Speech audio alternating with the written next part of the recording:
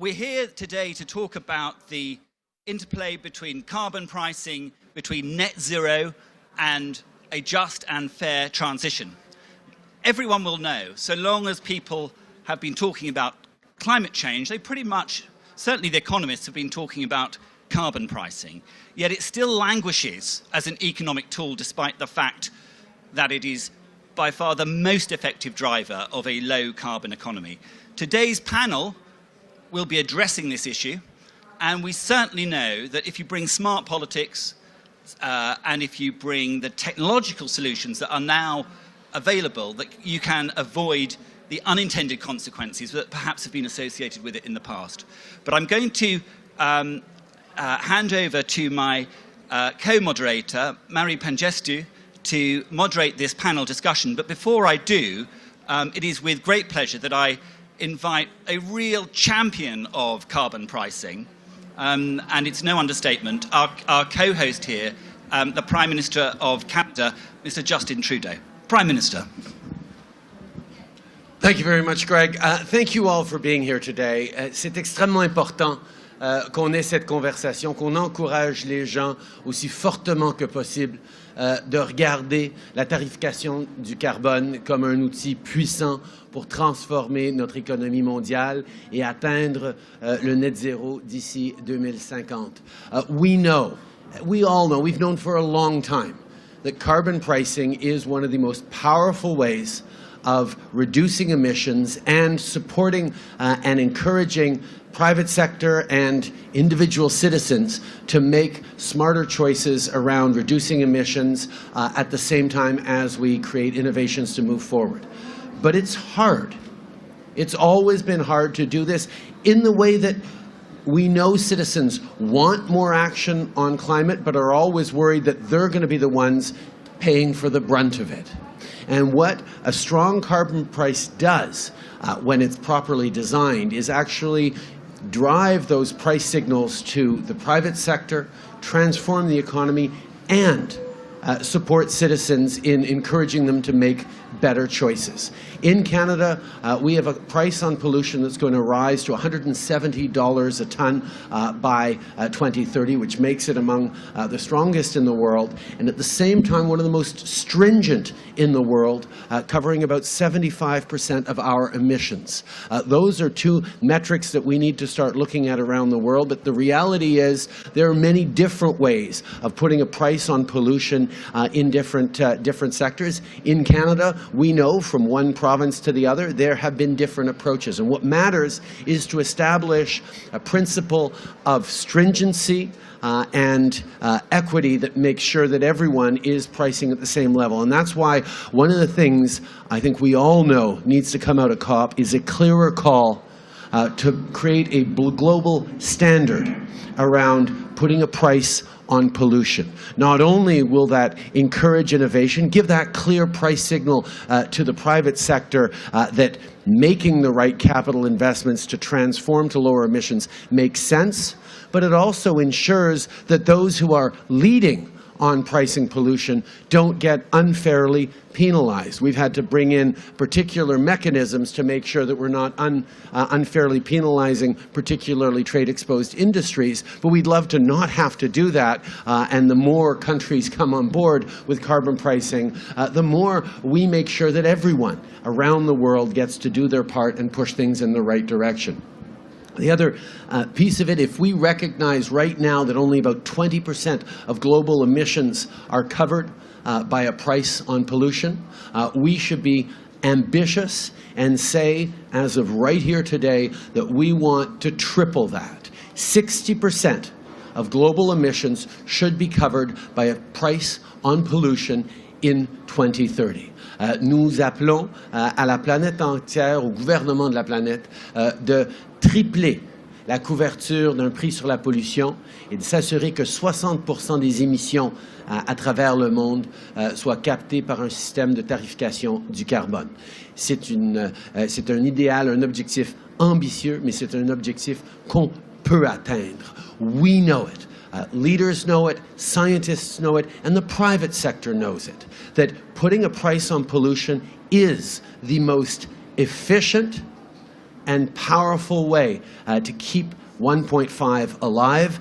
That's the call collectively we're making today, and I'm so pleased that so many people have pledged themselves to be part of it. I would be remiss not to give a shout out to our Environment Minister, Stephen Guilbeault, who's here today. We have a number of partners from Environment Ministers from subnational governments. One of our premiers, Andrew Furey, is here. But I also want to recognize the hard work of our previous Environment Ministers, including Catherine McKenna and Jonathan Wilkinson, who's now our Minister of Natural Resources, who will deeply be involved in energy. Canada is committed to leading on this, and we're so glad there are so many others stepping up to be part of it. Merci beaucoup.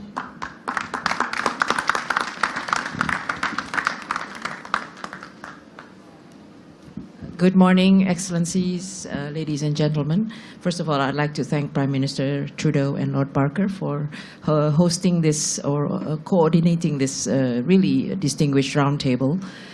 We are meeting at the 6th anniversary of the CPLC, and as we face the climate crisis and we know that the NDCs are not quite there yet, we need to increase ambition and action, and carbon pricing will be an important tool within that toolbox. And we have, as the World Bank, we are hosting the CPLC Secretariat, and we have been working with other partners and other programs in a partnership for market implementation of carbon pricing. And we have advanced the use of carbon pricing across regions and sectors. And in the last 6 years, CPLC has done a lot to bring government, private sector partners to share, network, and learn about the role of carbon pricing. And I think the evidence, both Prime Minister and Lord Baker have mentioned it, that carbon pricing can play a role. Designed right, it can play a role in the policy mix to increase climate ambition. And in the G20 leaders communique, this was emphasized just yesterday or 2 days ago. And second, one of the studies we did in 2017 or 2018 showed that it doesn't have to come at the cost of reducing competitiveness. In fact, it can increase your competitiveness design in the right way. So the role of private sector and trade is very important in there. And it can also achieve sustainable development at the same time. So we have a lot of this evidence, and now it's up to us to really see how we can implement it, as the Prime Minister said, in more countries, in more sectors, and do it in a consistent and comprehensive way. So really, it's an honor for me to moderate this distinguished roundtable to discuss these issues around carbon pricing.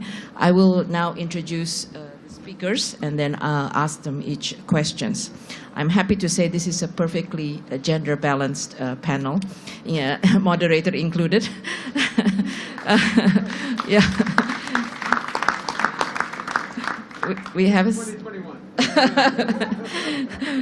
7 very distinguished panelists today. We have Ursula von der Leyen, President of the European Commission, Justin Trudeau, Prime Minister of Canada, Stefan Löfven, Prime Minister of Sweden, Kristalina Georgieva, Managing Director of the IMF, Ngozi Okonjo-Iweala, Director General of the WTO, Mahendra Singhi, CEO of Dalmia Cement, Mark Carney, UN Special Envoy on Climate Action and Finance. I will start with Ursula. If I can ask you about the experience of the European Union. The European Union is very diverse, and yet you have succeeded in implementing a carbon pricing system that works across many different economies. What can the global community learn from this example of collaboration and price consistency? Thank you so much. And Justin, thank you very much for inviting me here, hosting this event. It is so important. Indeed, our experience in the European Union is that carbon pricing works. We have introduced an emission trading system in 2005. And for you to know, the European Union, that's 450 million people and 27 member states, very different, one from each other. Stefan Löfven knows it. He's sitting with me in the council. But we introduced an emission trading system. Of course, at the beginning, you make your learning experiences, you make some mistakes, but now it's a mature one. And what it has proven is that it helped us decouple growth from greenhouse gas emissions. So you can prosper while cutting emissions. If I give you a broad number, since 1990, we have reduced the greenhouse gas emissions by 30%, while growing by 60%. So this is the first very important message. What did we do? We put an emission trading system on industry appliances, installation, and power plants, so energy. Industry and energy is covered since 2005 by a carbon price through the emission trading system. Since then, we were able to reduce the greenhouse gas emissions in this sector, of those sectors, by 45%. And that shows the power of the emission trading system. We were even able to lower our overall targets that we have in the whole economy. We were able to overshoot our target. We had for 2020 the target of 20%. We matched, or we reached 31%, and it was mostly due to the emission trading system. Now, right now, we have introduced our detailed roadmap, how we're going to reach our goals in 2030. And for that, we did, first of all, strengthen the emission trading system on the existing industry and energy mix. Second, we extended to maritime. That's very interesting. So whoever is shipping through the European Union or in a certain radius around the European Union, whatever ship it is, they have to pay a price on carbon. So there's a huge incentive to move to other alternative fuels. And we will build a new emission trading system on road transport and heating and cooling in buildings. This is not trivial. This is very difficult to do. But with all the experiences we had now from industry and energy production, we are confident that we're going to be able to do that. And here, I want to just mention a few principles that make us so confident. First of all, this instrument is market-driven. Secondly, and that's the most important, it nudges the business sector to find alternatives through innovation. If they want to avoid the carbon price, well, they have to go into clean technologies. And of course, through this innovation, we're benefiting a lot. It is very cost efficient. And it is important that you design it socially fair. And here, for me, are 2 points that are very important. We take the huge amount of revenues, on one hand, to invest it in innovation and developing clean technologies. This is absolutely important.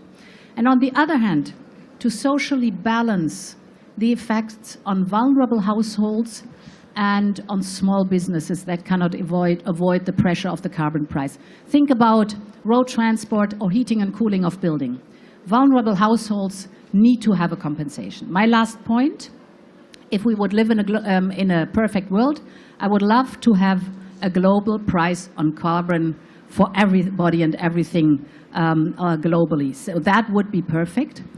We will, to avoid carbon leakage, now introduce slowly but surely a carbon border adjustment mechanism that says, if you come with a dirty product to our market, you have to pay a price as if you were in the emission trading system in the European Union. But we prefer you keep the money in your economy by putting a price on carbon in your economy. And this is what we want to discuss with all of you. Thank you. Thank you. Thank you very much, Ursula. Those were really, really very good points. And the principles, I think everybody will remember those principles. Over to you, Kristalina. You have often spoke about the importance of climate risk as macro and financial risk, and that carbon pricing is a key part of any comprehensive climate mitigation strategy. And IMF has also called for a global minimum carbon price. Why is this alignment on pricing so important, and how could this be coordinated? Fantastic to join you all. For the benefit of full disclosure, I'm very attached to putting a price on carbon for many, many decades. It was in 1999 when we created the first prototype carbon fund to show that it is possible to assign a price on carbon. Why am I so attached to it? To quote a very famous Scotsman Adam Smith, the father of economics, it is not for the benevolence of the butcher, the brewer, the baker that we get our dinner, but because of their self-interest. Putting a price on carbon generates that self-interest. So, the good news. We are climbing up in terms of jurisdictions adopting a carbon price. The most recent arrival, Uruguay, introduced $120 per ton of carbon tax.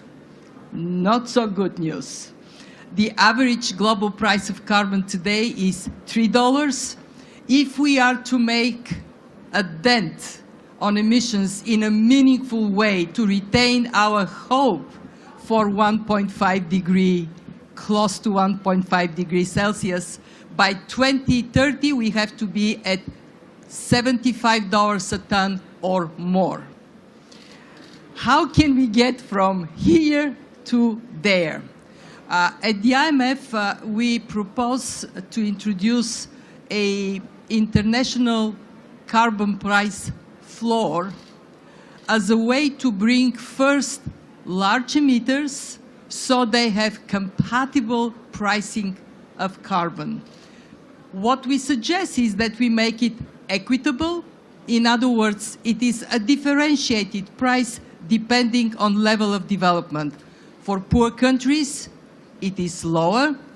For middle-income countries, somewhat higher. For rich economies, of course, they need to strive to pay more.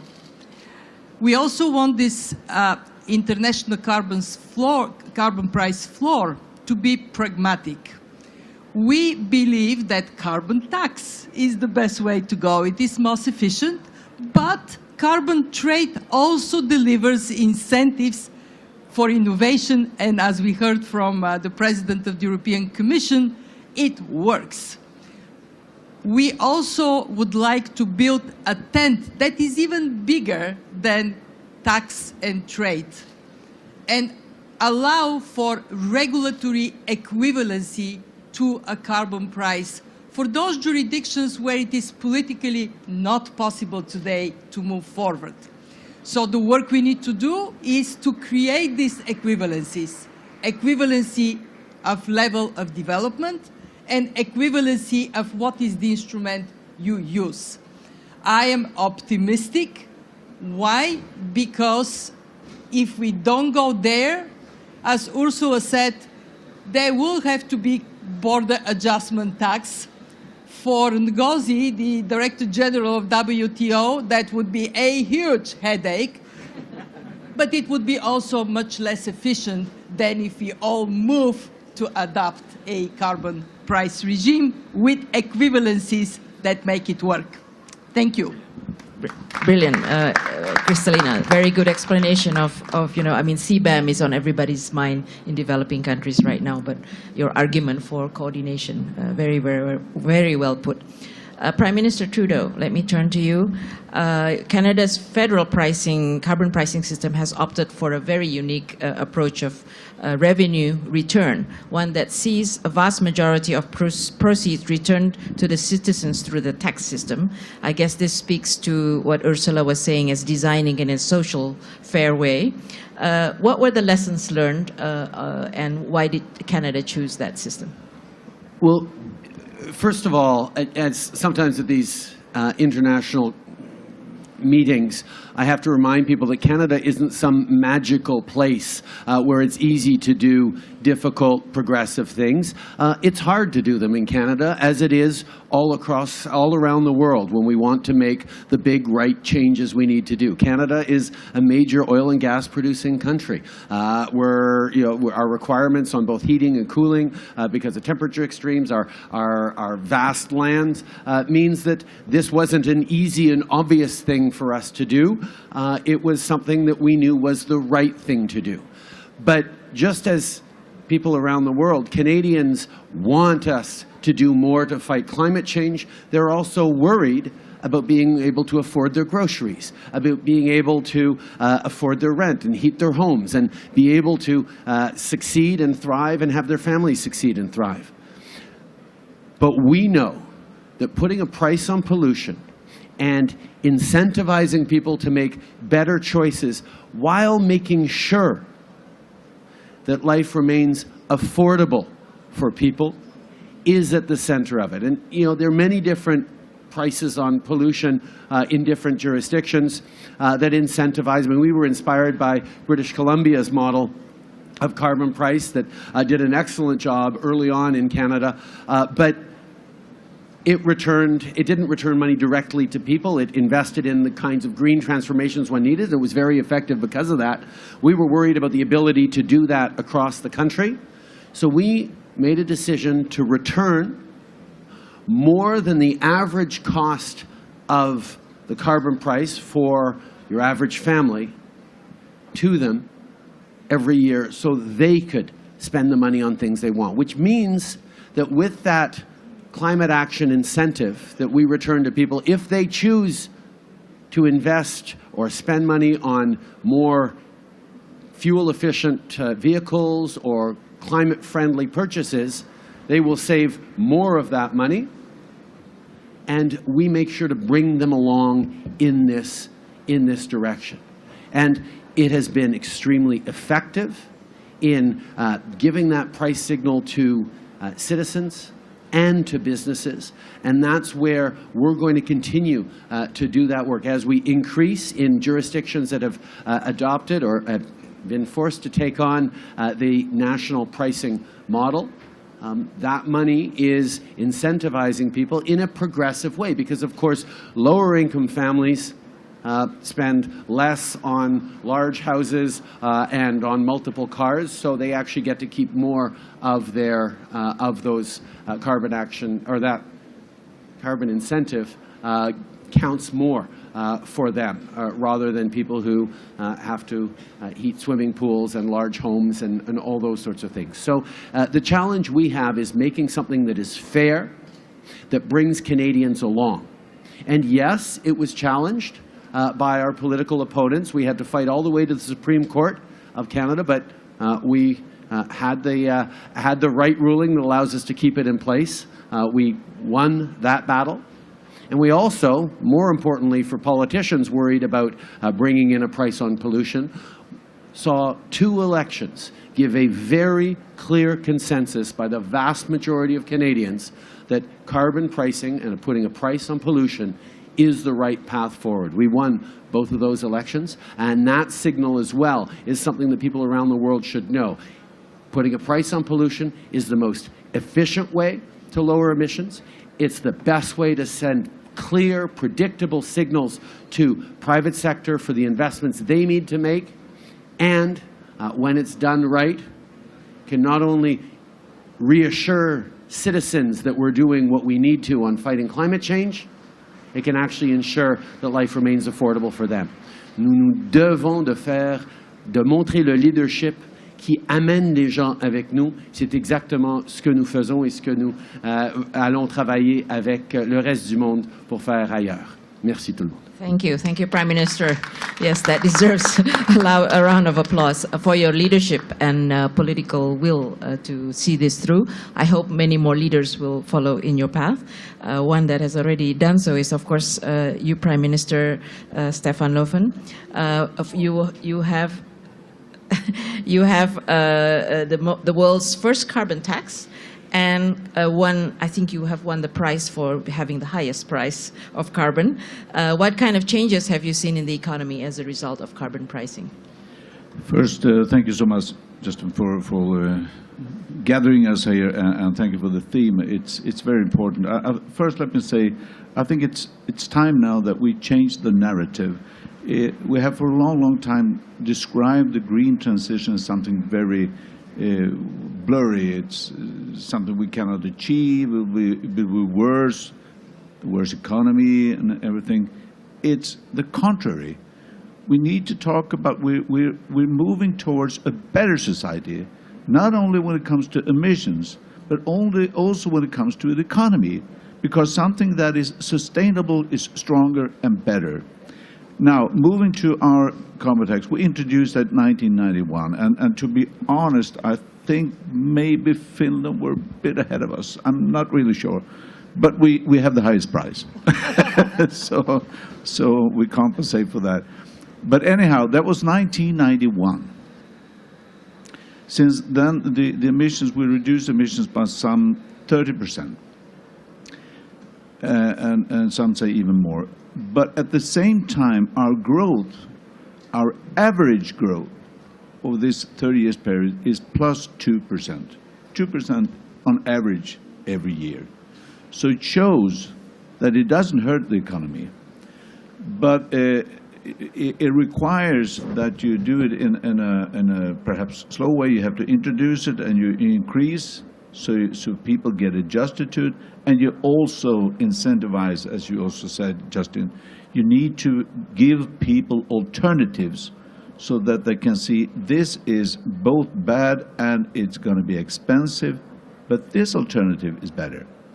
And for us, the households, for example, in Sweden, we expanded the district heating a lot over the years. So we gave them an alternative. And now also on the transport sector, we'll continue to both, it'll be more and more expensive with gas, but it will be also the oil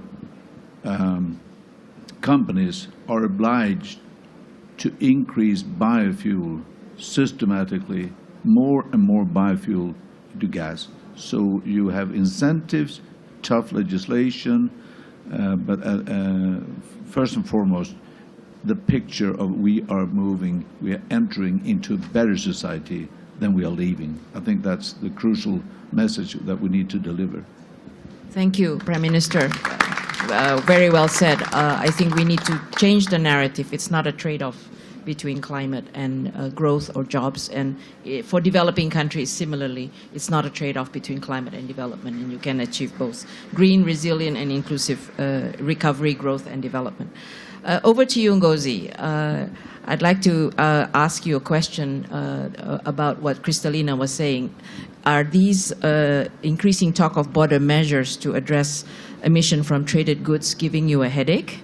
And how do you see the international trade rules and agreements supporting global decarbonization? I mean, CBAM has been, as we know, being discussed quite a lot in developing countries, but at the same time, it's also making them think about carbon pricing. Over to you.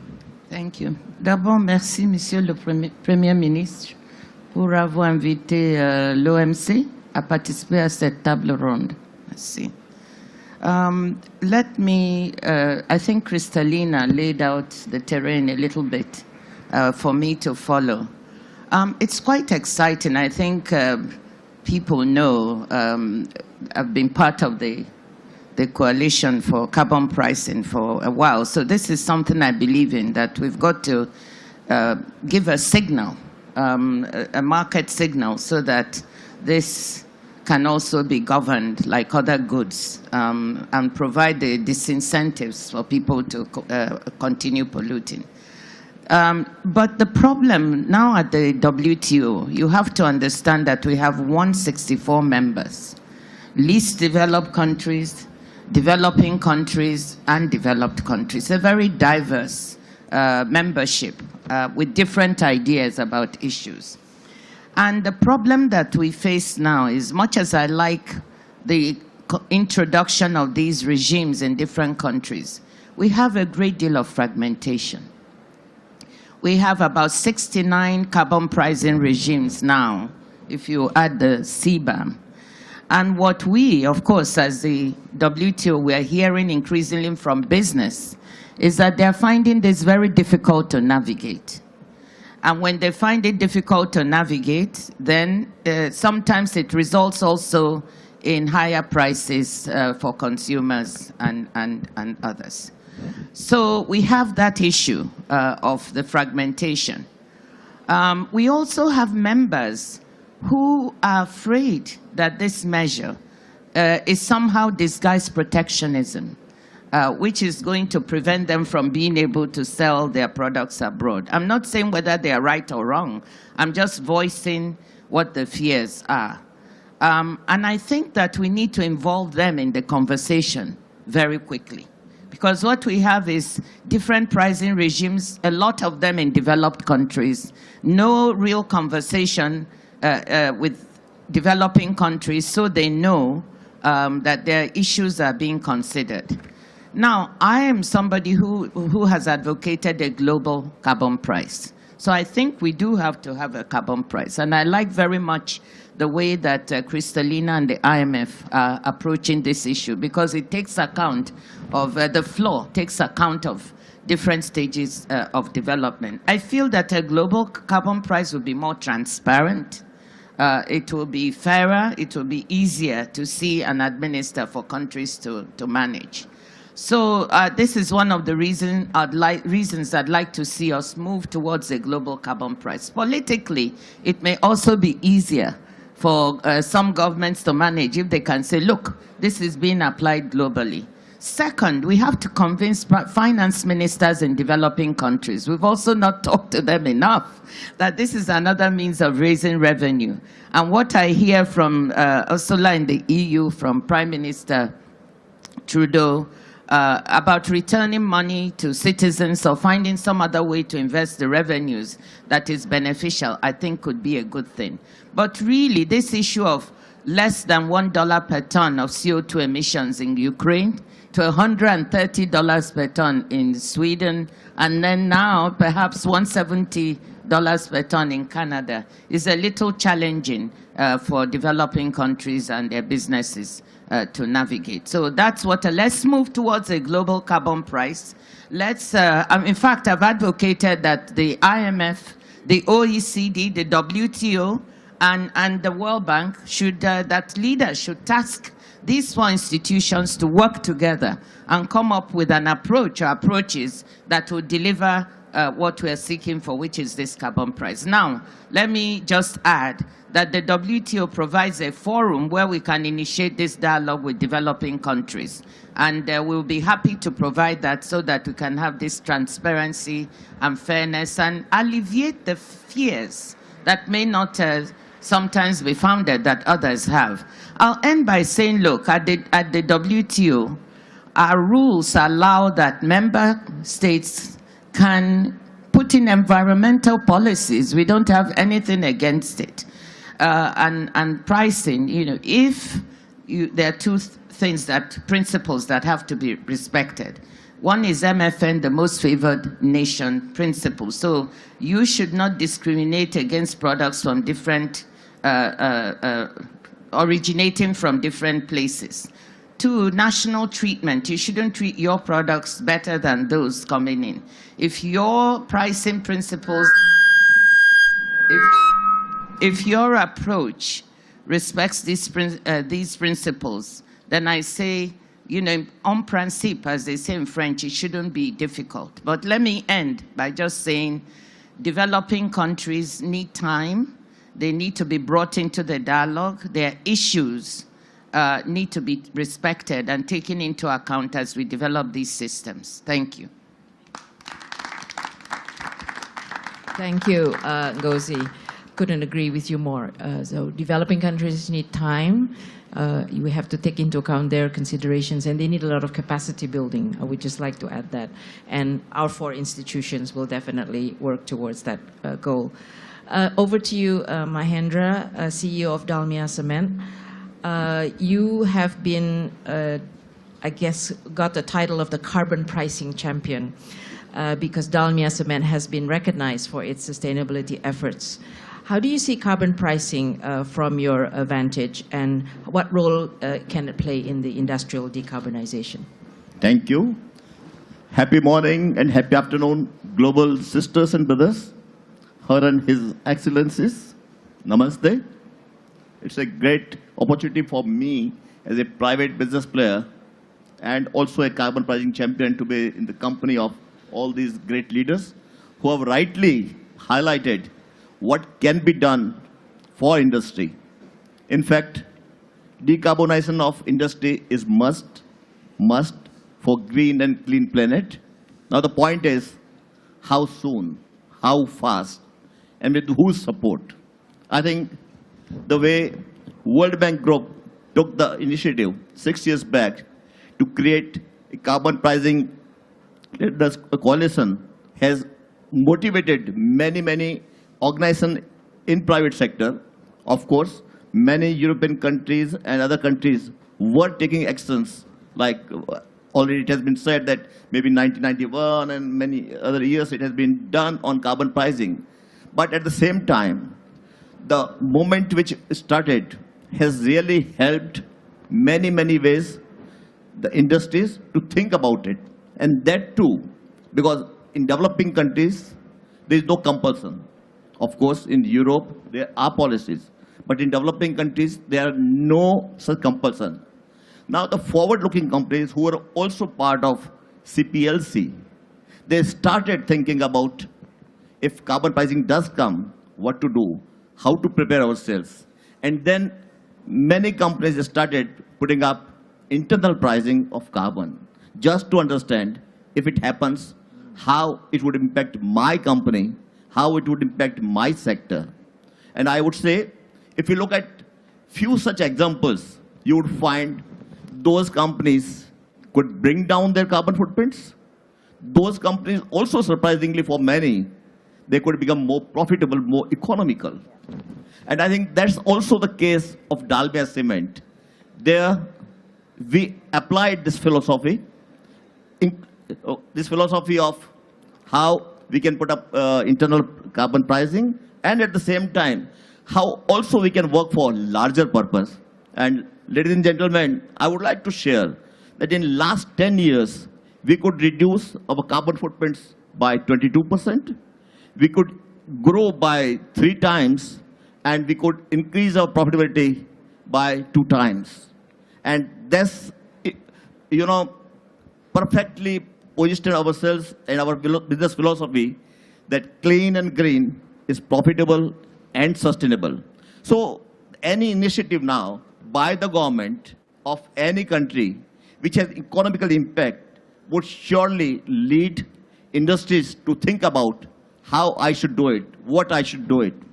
Only point is, and more particularly for developing countries who are now coming forward for having net zero carbon roadmap, that is it possible to create a roadmap for carbon pricing also? In what way I should prepare myself? We all should be fully aware also, the awareness, the understanding of carbon pricing or the CO2 impact, what it has in developed world, what it has in developing world. And accordingly, I think we should take a stand. But I fully agree with the Prime Minister of Canada that yes, we should target that it should be around 60% by 2030. So until unless there is a target, nothing would happen. But I'm sure most of the industries now who are forward-looking, who are working with the government, they are thinking that yes, carbon pricing would come and we should prepare ourselves. Now, whether this carbon pricing can be supported by international carbon market, whether it can be also supported by green finance, there are a lot of ideas with the companies, but then particularly developing and least developing countries, but how to finance new technologies.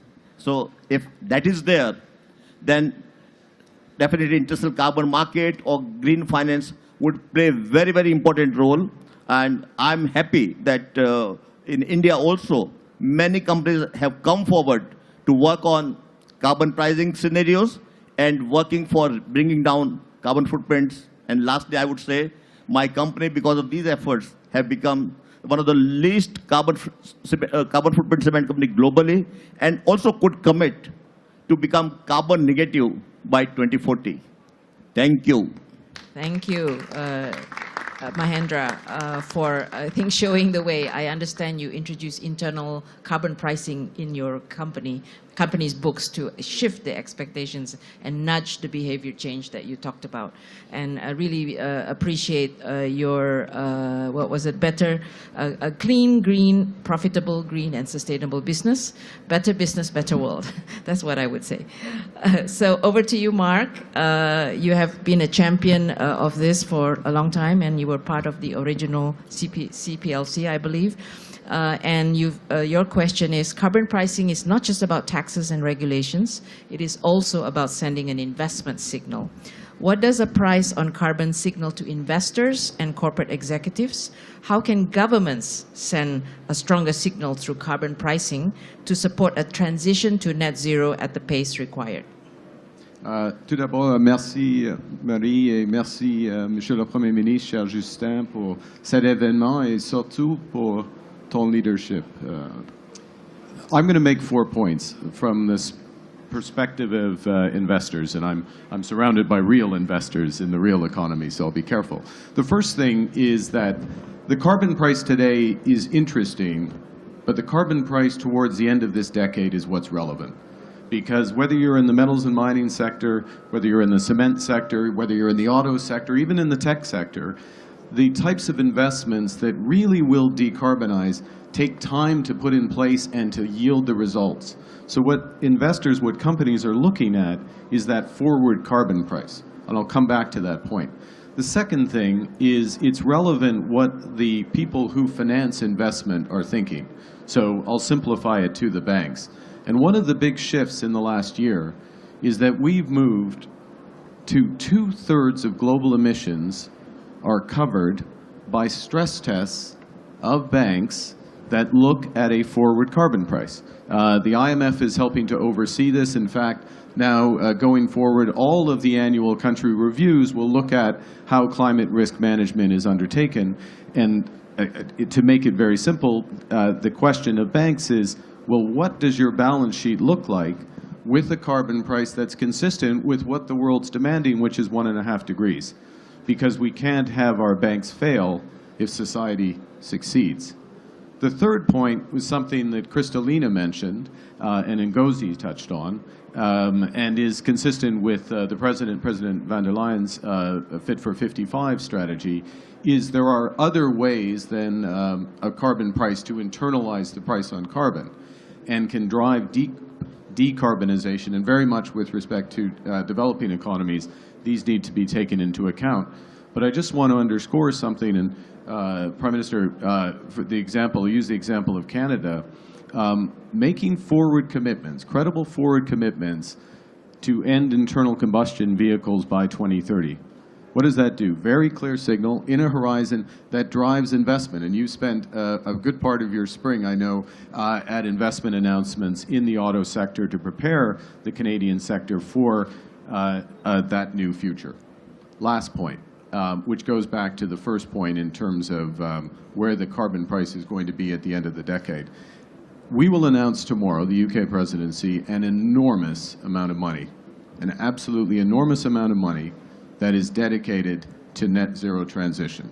Not dedicated to sustainability, although they care about that, or biodiversity, but to a net zero transition. And not just any net zero transition, a 1.5 degree net zero transition. One of the things that these institutions are demanding of governments is exactly what Prime Minister Trudeau led with, and Kristalina reinforced, in fact this whole panel's reinforced, which is a price on carbon.